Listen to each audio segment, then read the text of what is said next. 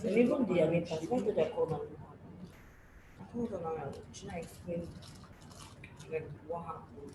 And I said, look, I said, obviously I overreacted. Oh, well, but come from straight up. Like, I'm not gonna do that with you. I told her something you automatically took sides. You didn't even yeah, you didn't even come like Cynthia out to anything. I'm not do that way.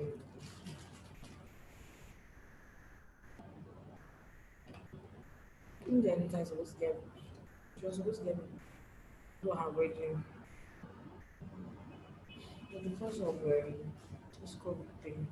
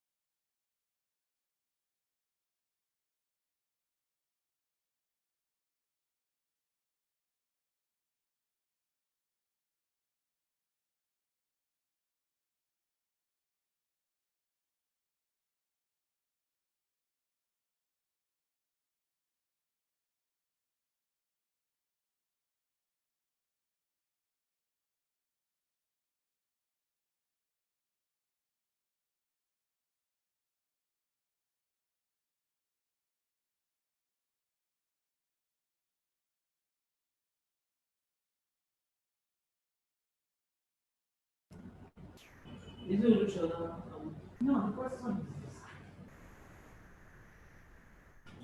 Who don't share the somebody in this group pick it from that group forwarded, and now ended up there. And somebody will pick from there too. So it's going to be a I'm the boy that speaker shares. So if it's they the come, speaker that did that. if they definitely come to their own, you can say Because share. someone let them share. That is not also. You don't have permission to share. And but speaker have a so like 1 minute.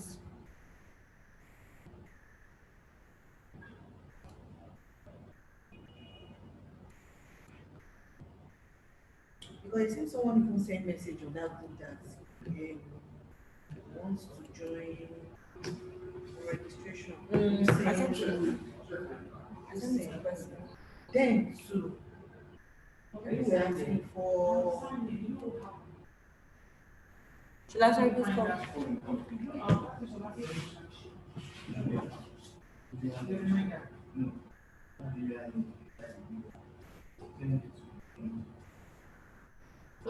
even want to hear anything. Julia, it's not your session. I'll link, I'll Google link.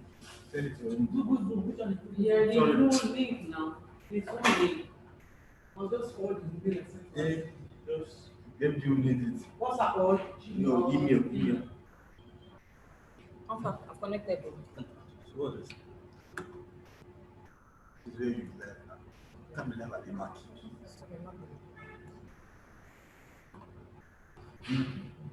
But that recording thing is not. It's not going to be here, it's going to be here now. On your Zoom.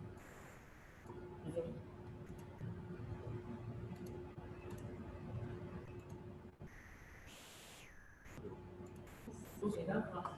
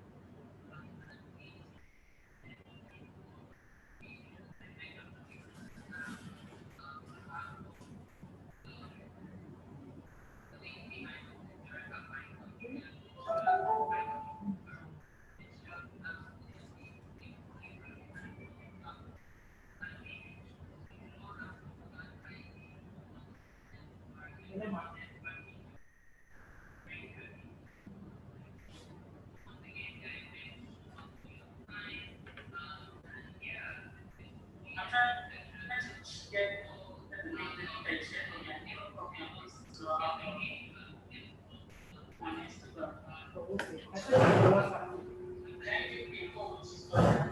Okay, ma. Yes, I sent it to your WhatsApp. Okay. All right. Okay.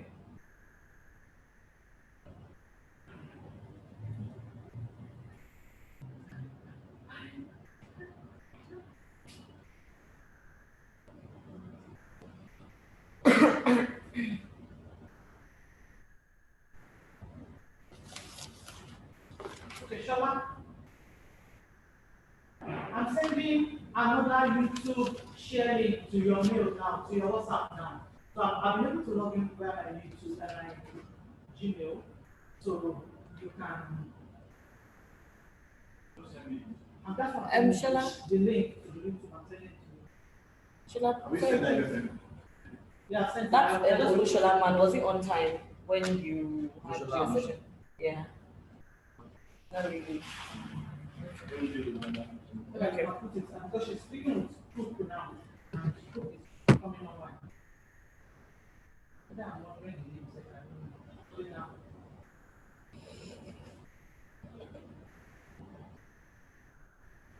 Spicy cook.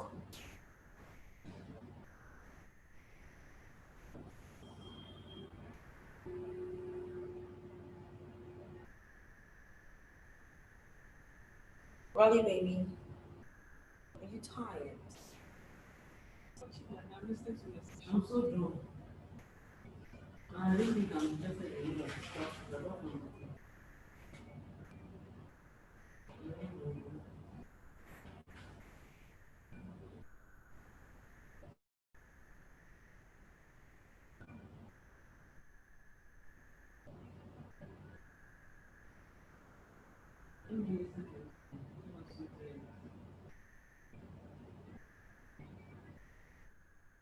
I don't know. No, it's supposed to be 2:15.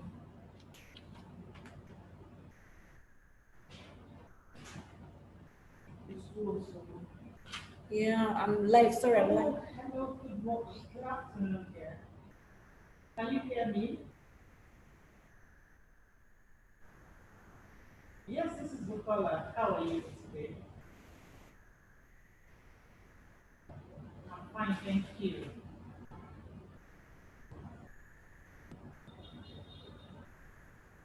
Oh, thank you so much for joining us too. I've been trying to reach you to ensure that you'll be joining us. Okay, you're trying to share your screen, am I correct? All right, that's fine. So yes, I can see your screen, and as a matter of fact, I'm seeing your entire screen. So I'd like to just share your presentation with you. Fine. Yes. Just look and see what works for you. If you want really not fine on the screen, no problem.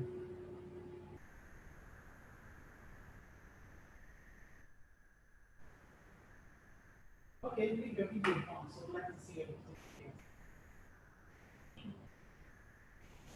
Okay.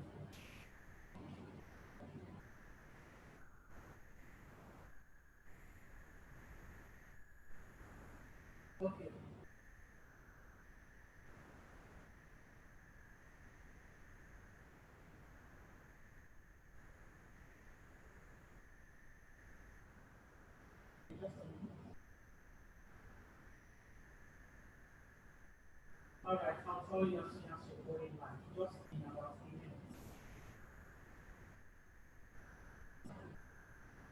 The Zoom link is there already. Sorry? The Zoom link is there already. Yes, I can. Mine. Yeah, is it not for the two people? Yeah. Or Mr. Olusola also? Mm-hmm. It's not supposed to be Zoom link. I'm sharing on what's it called. I'm going live. Then before you go down to your program.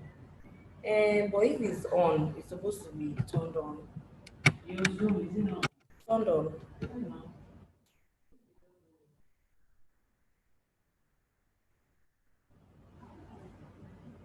Let's check it.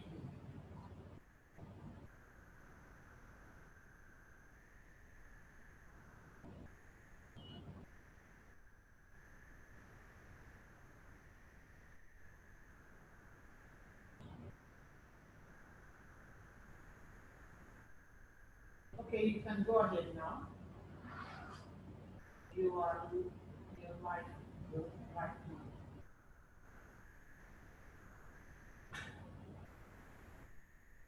Okay.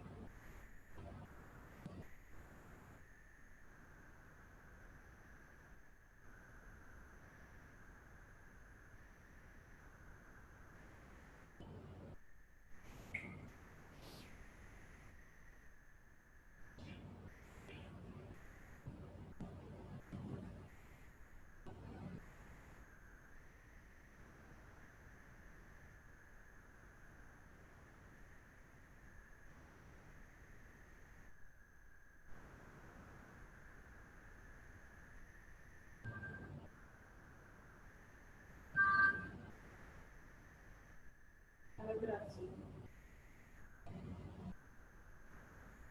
Yes. You are there, yes, you are. Yes, you are.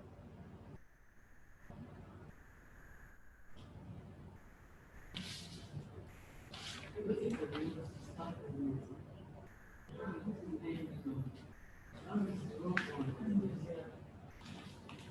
Yes, I do. Now, I don't want to be now. Okay, yeah. It's yeah, yeah, it's Can you hear me? yes. Hi, good afternoon. How are you today?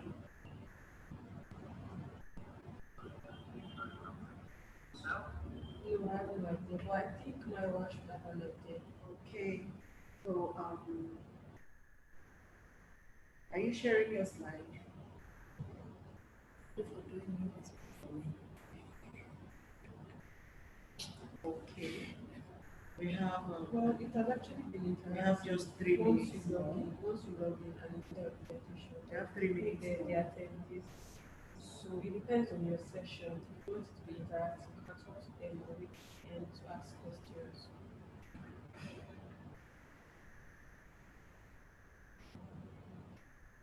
Would that be all for you? All right. All right, thank you.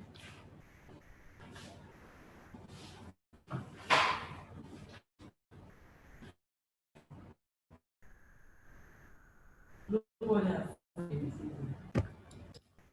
The man said it's not this one.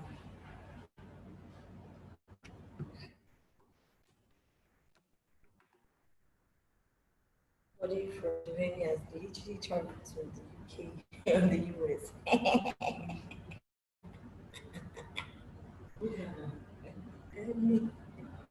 Hello, sir. Show me. Don't be play. No need to play no. We're phonetics. Our end is the root of it. So we tap into the glory of phonetics. Even when the moment Bola jump on the call, you see another different color. No, she even changed her name. So she needs to introduce that name. So keep on. And her name is Bukola. What is she? Bukola. Bukola. Bukola. Come on, the way the lady go down, who call her? Bukola. Yeah, sorry, your name is Bukola. Bukola, what's your name? Is it Bukola? Bukola. Your name is Bukola. Stop telling them Bukola. As everybody in Doene has traveled out without visa in this pandemic. This is Bukola. I didn't. Honestly, the way we just when Your name is Bukola. we naturally just mimic their tone. This one too, yeah. That's like, hello. Subconsciously. Hello, this is Bridget. Your name is Bridget. There's one comedy like that. Like the Igbo guys, but it's like This is 15 minutes. So I hope this man is not somewhere waiting for me. Laughing away with time.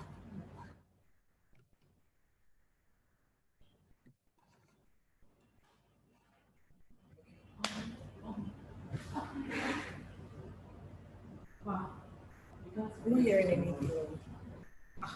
This man, are you sleeping?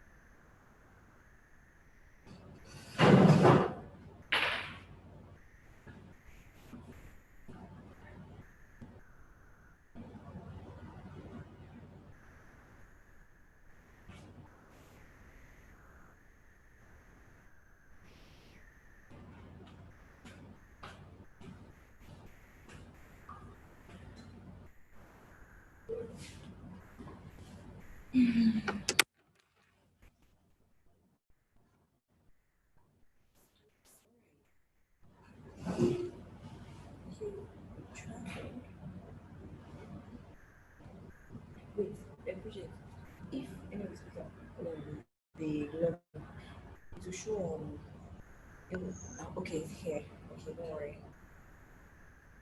Hey guys, I've been here entirely. I've been here like 2 minutes. I was just wondering whether someone's going to give me a cue to get started. Okay, hello. Good morning. How are you? Hello, can you hear me, please? Loud and clear. I've been hearing you all along. Wow, okay. I was wondering why the screen wasn't turned on because I wasn't seeing anything. Oh, I see. Yeah, so I was waiting for like a visual cue or a cue from someone to say something. Okay. Like get started, we're ready or something like that. Yes. Okay. We're supposed So to it's get good to started. be here. Okay, so are you sharing anything on your screen or you're just going like this? Yes, I'm starting with a video Okay. today. Yeah. I'm starting with a video today that I think people will find interesting. Get started. I believe we're live on YouTube. That's what it says. Yes, we are. Excellent. So,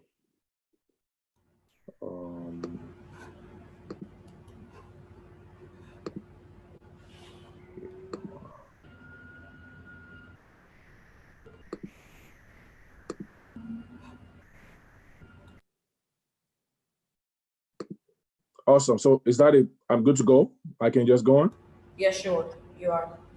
Awesome. So good morning, everybody. Once again, good afternoon in Nigeria or good morning anywhere else in the world where you may be joining this conference.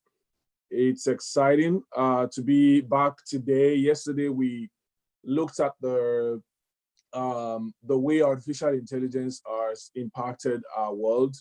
We did a brief overview. If you missed the session, you can watch the replay, hopefully by getting into your Swapcard app or contacting the organizers about the replay. But it was really, really enlightening time yesterday. I got amazing feedback about the importance of artificial intelligence in HR, in learning, and in the future of work.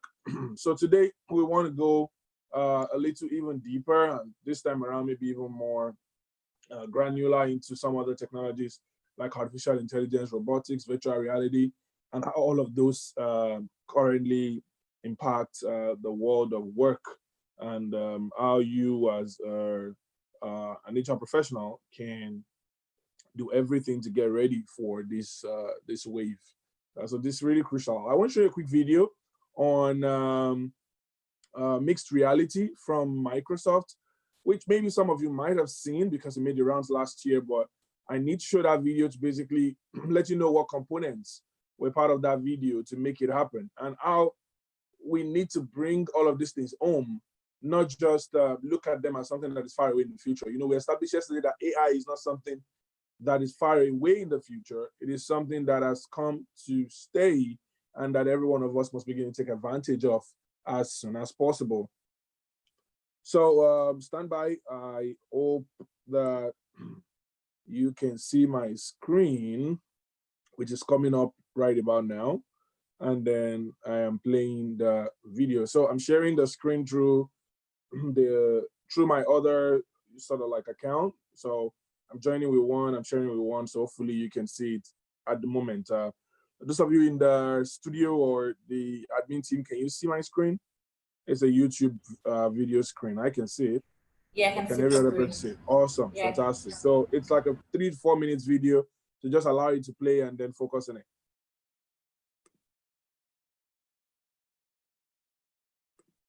Pleasure to be here in Las Vegas to present to you. Now, I get invited to do keynotes across the globe.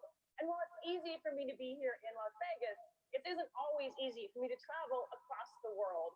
And even when I do, I can't always speak the local language. Can you hear the audio? What if neither language nor distance matters Yes, for me to deliver a fantastic keynote? What if technology could help me be anywhere I needed to be and speak any language I wanted? Well, it can. We are bringing together the power of mixed reality and Azure AI services to create a truly game-changing experience. What you're about to see is an exact hologram of me wearing the same outfit that we recently captured at a mixed reality studio. And I don't speak Japanese, but what if I wanted to deliver my keynote in Japanese? Using Azure AI technology, I can translate my English into Japanese and train it to sound exactly like me, the same voice tones, those same inflections. Now we brought this together, my hologram and Azure AI, to show you what's possible. So first, I'm going to put on my HoloLens 2 here, and then we'll flip in the room to the special camera so you can see exactly what I'm seeing. Let's get started. First, let me introduce you to Mini-Me. There she is, my perfect holograph. And thanks to the power of HoloLens 2, she just floats right with me. I'm literally holding my hologram, so natural. Now she's a little small to do a keynote. So let's get her up so she can do full-size Japanese keynote. Render keynote.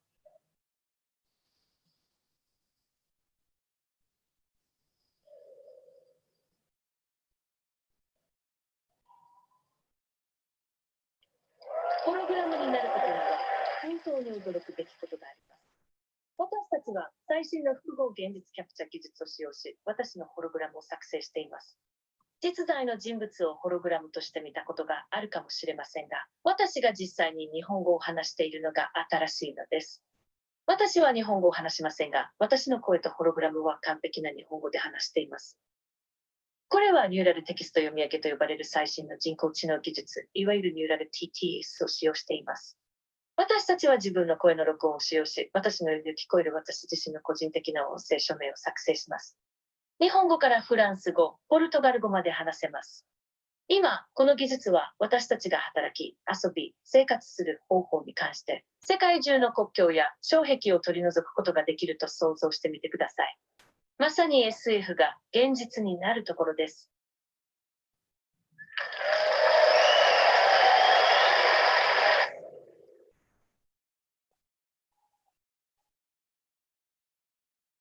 You can see this is mind-blowing technology.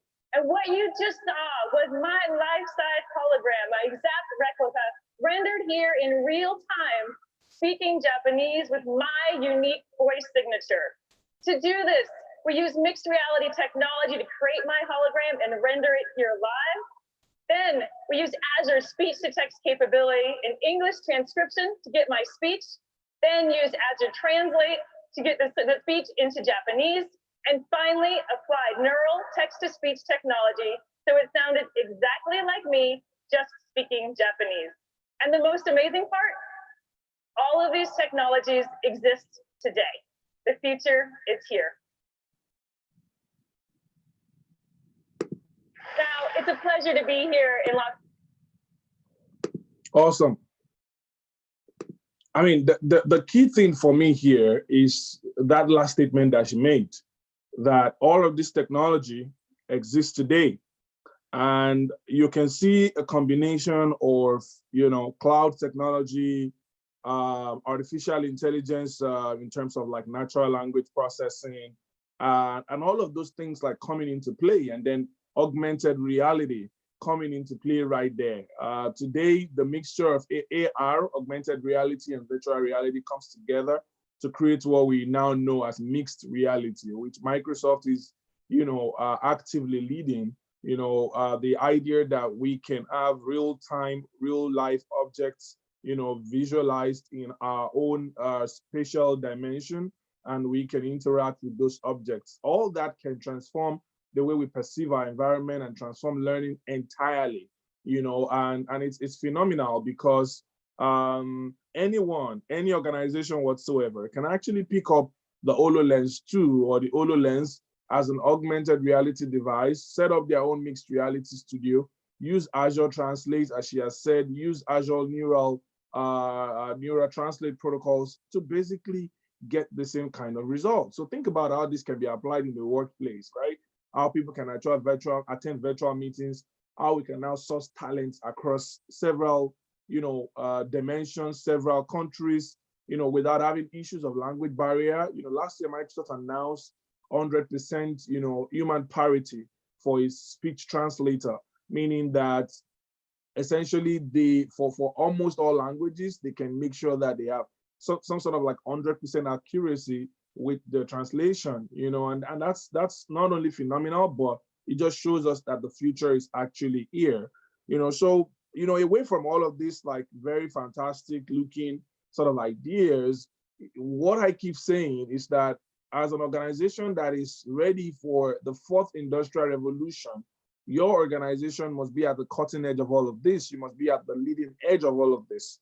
So how are you applying artificial intelligence today in your workplace? Yesterday, I talked about the fact that we need to start first with robotic process automation and conversational AI as the low-hanging fruits for getting started. Your organization needs to get a playbook that's for artificial intelligence. In the same way, if you are in manufacturing or if you are in any form of space that requires, prototyping and all of that, how are you using 3D printing in the workplace? I'm an hobbyist as far as 3D printing is concerned, and you probably can see behind me a 3D printer, which basically I use in prototyping. I'm making items like in the house, and I'm trying to build a full-size humanoid robot by December just by printing out the parts on this 3D printer. In the same way, in every workplace, whether or not your work is related to 3D printing and all that, it's just crucial to empower your employees, to empower the people you work with, or to make a case for this in your workplace that people they shouldn't like drop their jaw when they see like the new next level of virtual reality or next level of augmented reality or next level of robotics. It's essentially should be something that should be considered right in the workplace. And we need to sit down and discuss what the socioeconomic impact of this are, how jobs are going to be lost and how they're going to be replaced and so on and so forth. I mean, I remember working in Civic Towers, in Nigeria at Microsoft, and the building Civic Towers owned by, Zenith Bank, or owned by Jim Ovia, who is also the founder of Zenith Bank. So that building at the ground floor, it has about 9 people and the security team whose responsibility is just to sign people in.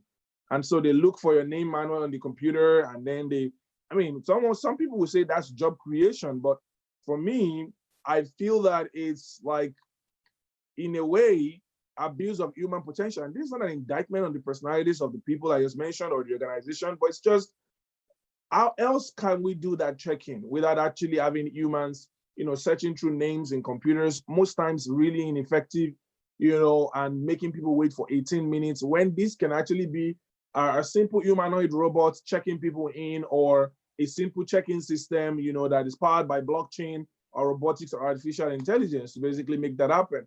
And then we can make every single person who is sitting down there, retrain them, educate them to be useful in other things and do things that are more creative.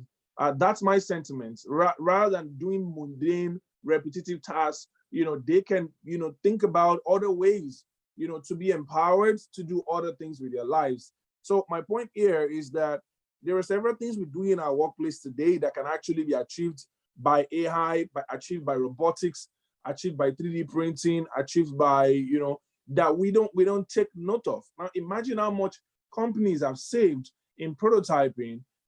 Before, the process of prototyping used to be, you get a design done, you send it to like a manufacturing, center like China or Thailand, and then for another 3 months, they print it and send it back to you. When they send that prototype to you and you look at it, they put it together, send it back to you, you look at it, you're like, okay, maybe I need to change this. Then you send it back again, and this could take months, several months. But today with 3D printing, you can get your rapid prototyping done in your house, in your office, and of course, you can reduce the cycle of getting to the market.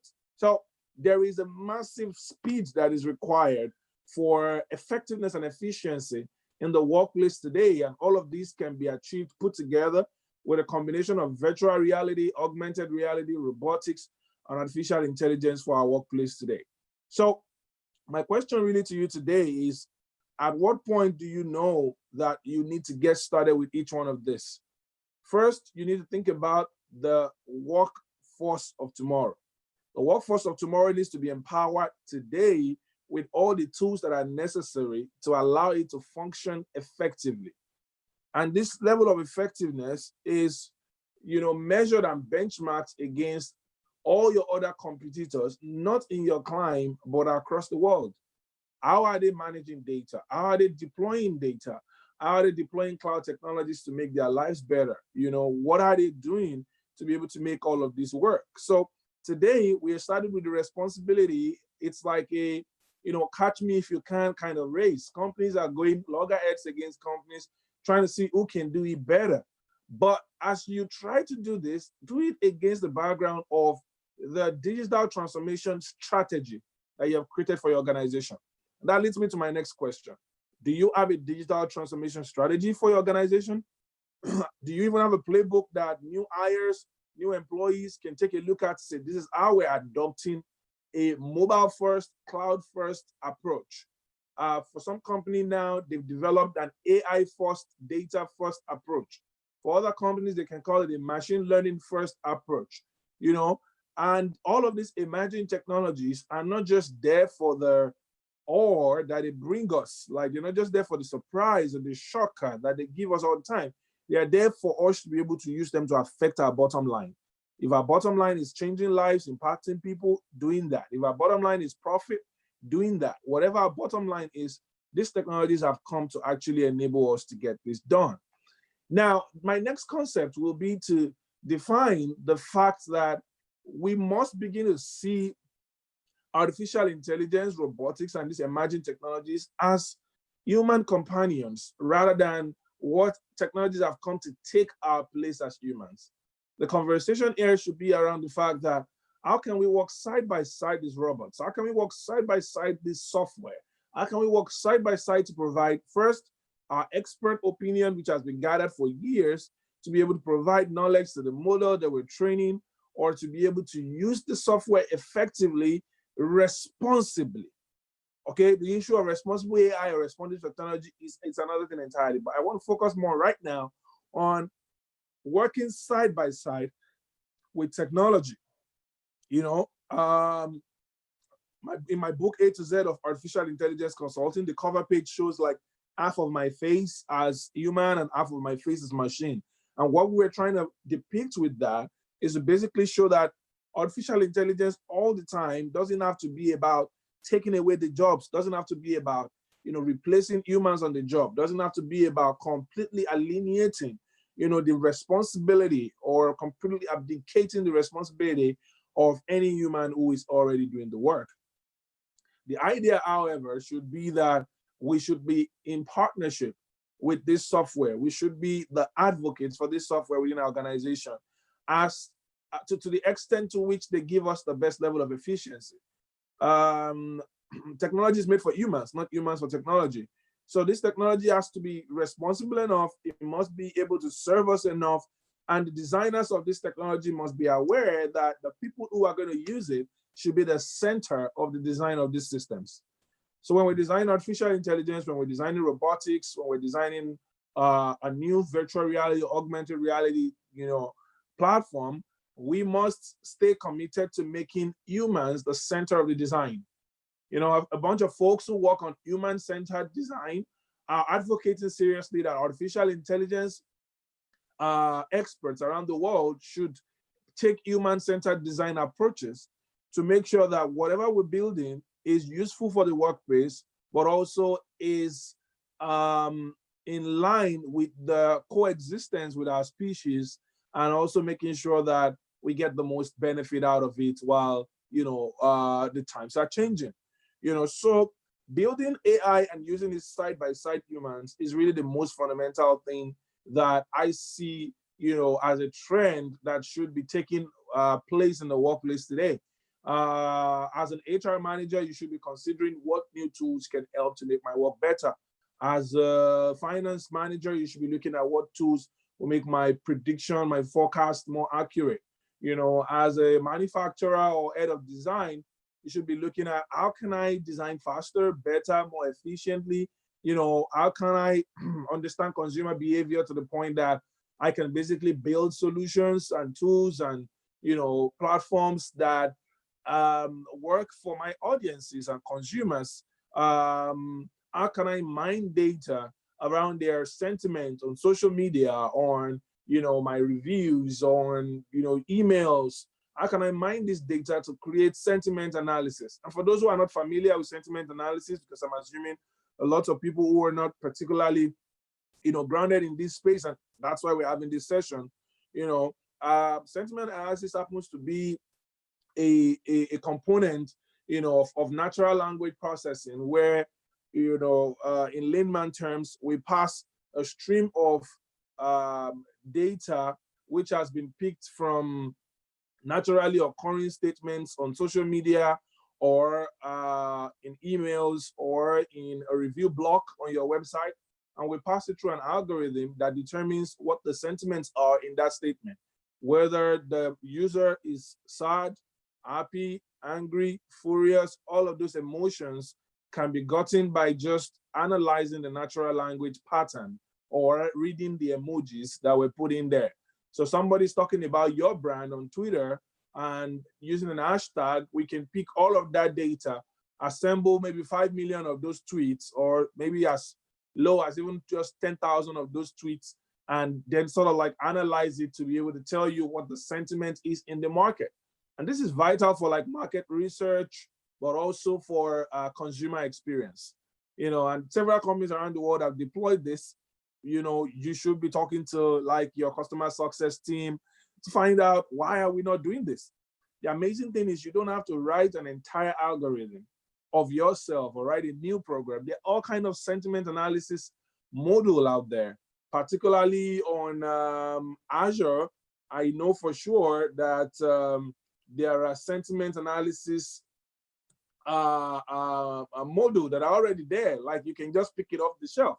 you know, it even has like direct pricing, you know, for whatever it is you want to do. And you can just simply pick up one of those, you know. So there is a text analytics API that basically is on, you know, Azure, GCP has it, AWS has it, you know, but directly on Azure, you can find out, you know, cognitive services, you know, that can just, you know, do your work better. I'll give you an example. There is sentiment analysis for key phrase extraction, language detection, named entity recognition, you know, and you can do as much as 5,000 transactions for free per month.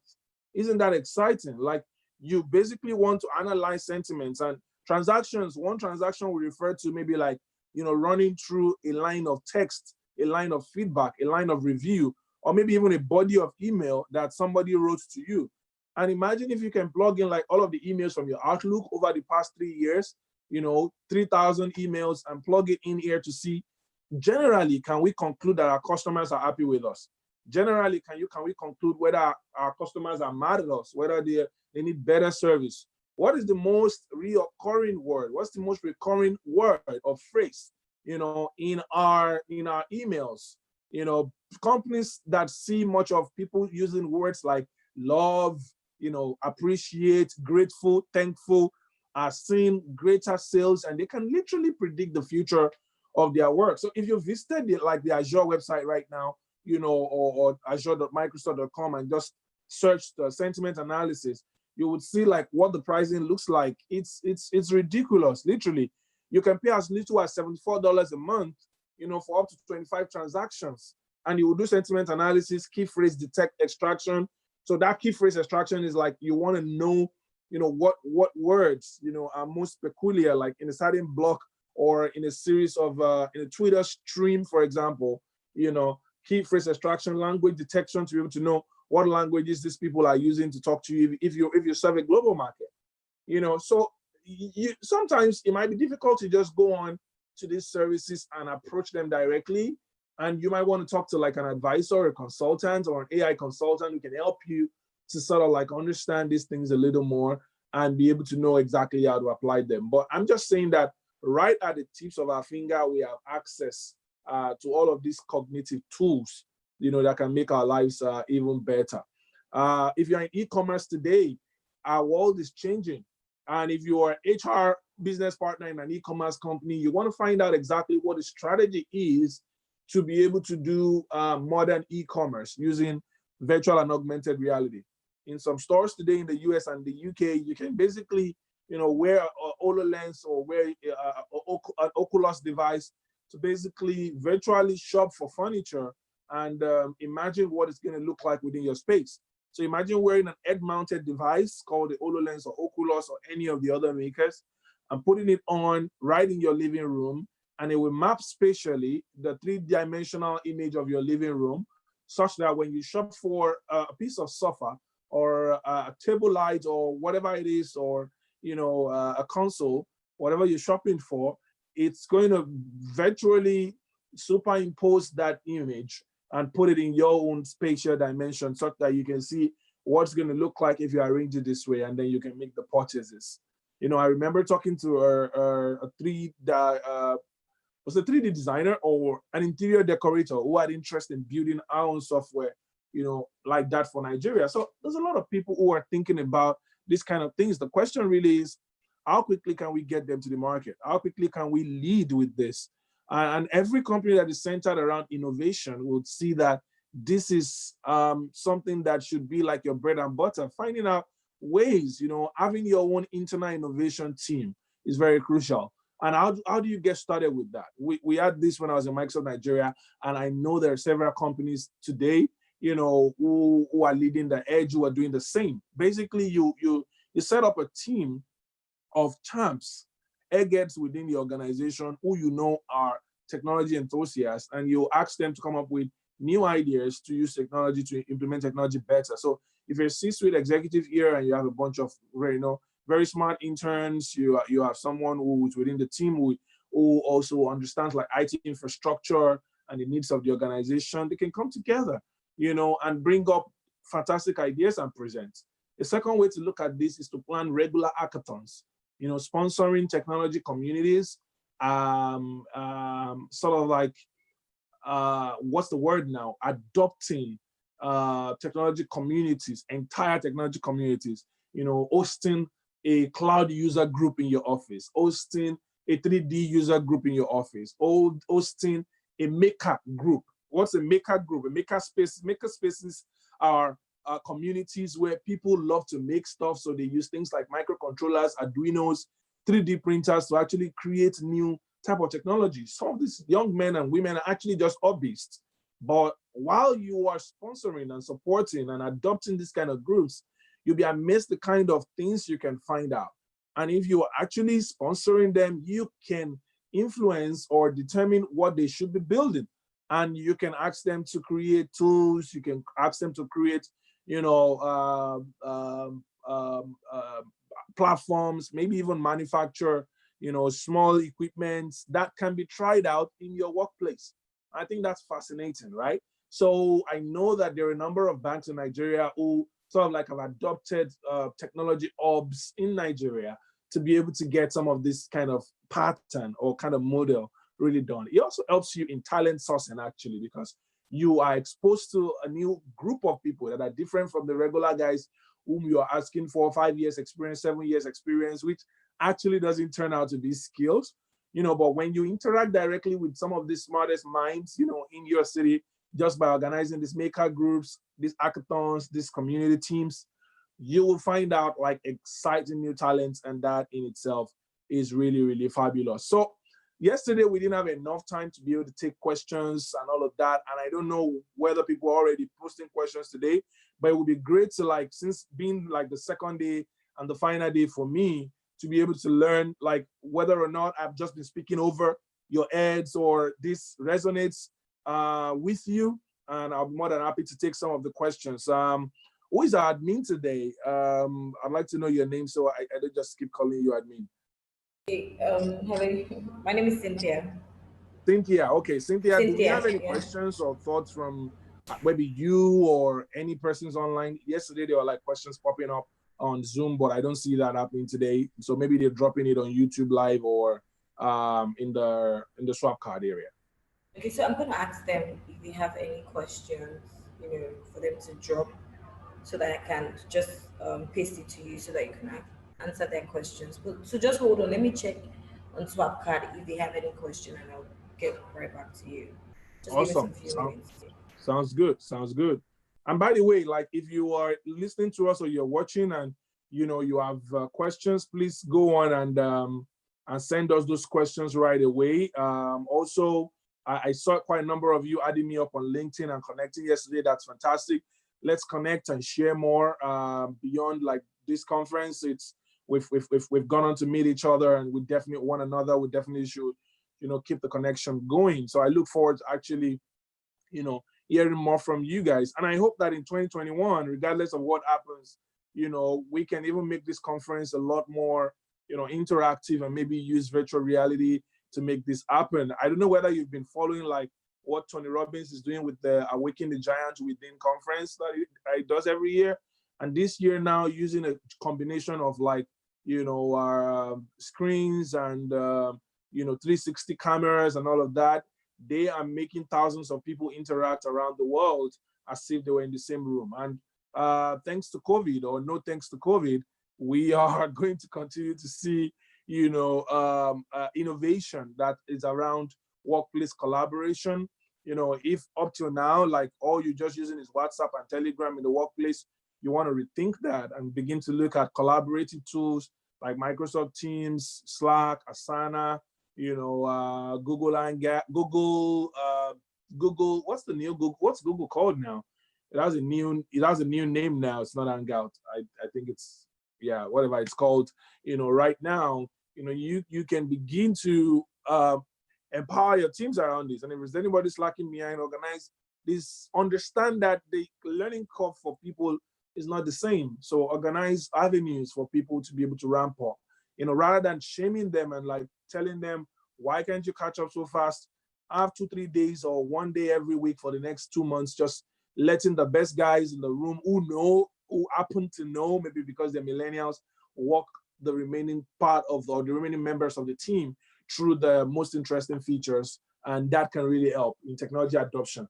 You know, sometimes I have to talk to teams who are struggling with adopting new technology, you know, and part of the things that their C-suite executives fail to recognize is that our learning curves are actually different, and people will adopt technology at different rates. And until the mechanisms are put to place in the workplace, it's difficult to be able to ask people or hold them accountable for what you haven't really invested in them. So it's right unfair. I mean, this guy was doing his work just fine before COVID hit, and now everything has changed. Oh yes, he has a responsibility by himself to be able to do better, right? You know, but as an organization that has its people at the center, it's our responsibility as well to think about how, you know, our human-centeredness will guide us to be able to create the right environment for people to learn and learn as fast as they can, as a matter of fact.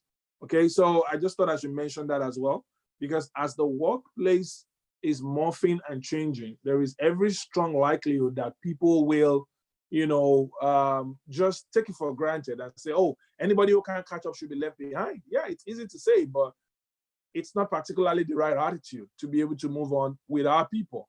You know, as people managers, part of our responsibility is to be able to see how everybody is given a level playing ground to be able to move on, so that it's not just survival of the fittest. We're able to provide the right environment for people to grow. That, I think, is the right approach. So once again, it's been a real privilege and an opportunity to speak at this conference. Thank you for the opportunity. Thanks so much for being part of this from wherever it is that you joined from. I look forward to connecting with you, just as I said, on the event application, but also on LinkedIn. I did leave my details yesterday, but everywhere my name is just Olushola Muson, and you can even run a random Google search to find me. So do we have questions now, Cynthia? No, we don't. Okay, so that means Yes. it's either been, so two things happen when you don't have questions. It's either being a completely, you know, well thought out class, or you've completely lost everybody. So, Oh. and I'm hoping the earlier is the case. You know, Sure. today I can't see your face. I saw the face of Verify yesterday, but today I can't see your own face, so I don't know. I can't read the level of satisfaction, but I'm certain that in this short time I've been able to discuss like the potential of mixed reality, virtual reality, robotics, and artificial intelligence in the workplace. And I hope those who will find these sessions sometimes in the future will continue to find it useful. Thank you once again for the time. Yeah, thank you very much for coming on board. We really Absolutely, do. my pleasure. Yeah, thank you. You have a good one. Bye, Yeah, everybody. you too. Yeah, bye.